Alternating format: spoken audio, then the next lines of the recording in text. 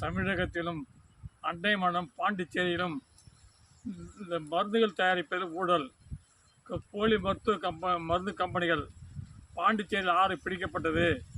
தமிழ்நாட்டில் ஒன்று செயல்படுகிறது. உதாரணம், கம்பூர் என்ற கிராமத்தில் திண்டிவனம் தாலுகா அலுவலகம், திண்டிவனம் கோட்டாட்சியர் நிர்வாகம், விழுப்புரம் மாவட்ட ஆட்சியர் நிர்வாகத்தில் வருவாய் அலுவலர் தெரிந்தும் கோப்பை 4.5 வருடமாக லஞ்சம் பெற்று மறைத்து இயங்க விடுகிறார்கள்.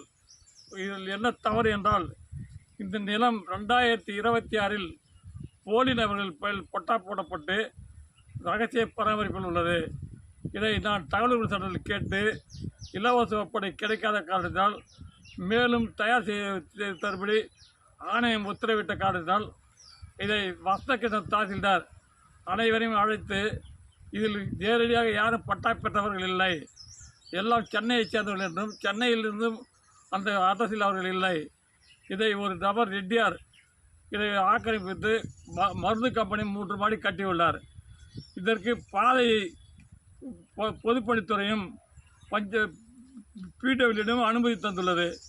வழியில் ஒருவர் ஓடையில் நிலம் வைத்து பயிர் வைத்து வருகிறார், கிணறு எடுத்து. அவர் இதை வழிவிட மாட்டேங்கிறார். அவருக்கும் இவருக்கும் வழக்கில் 2 பார்த்தபோது ஆய்வு செய்த போது இந்த உண்மை தெரிய வந்தது. இதை வசந்தகிருஷ்ணன் தாசில்தார் அர்த்தம் எடுத்துக்கொள்ளாமல் இந்த சொத்தை என்று பரிந்துரை செய்து, திண்டிவனம் கோட்டாட்சியர் பரிந்துரை செய்து, மாவட்ட வருவாய் அலுவலகத்தில் இந்த தேதியில் 5 வருடமாக இந்த கோப்பு நிலுவையில் உள்ளது. ஆனால் மருந்து கம்பெனி இயங்கி வருகிறது. என்ன மருந்து தயாரிக்கப்படுகிறது? இதற்கு பொல்யூஷன் டிபார்ட்மெண்ட் அப்போதே அனுமதி தரப்பட்டு கண்காணிக்காமல் இதுவரை அதை ரெனியூ செய்து வருகிறது.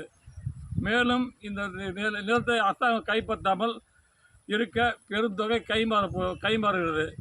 இதற்கு வருவாய் அலுவலர் தான் காரணமே. வருவாய் அலுவலரிடம்தான் இது தவறு என்றால் மாவட்ட ஆட்சியர் தரப்படும் புகார், அடுத்தது தலைமைச் செயலர் தரப்படும் புகார்கள் இதே மாவட்ட ஆட்சியர் தான் வருகிறது.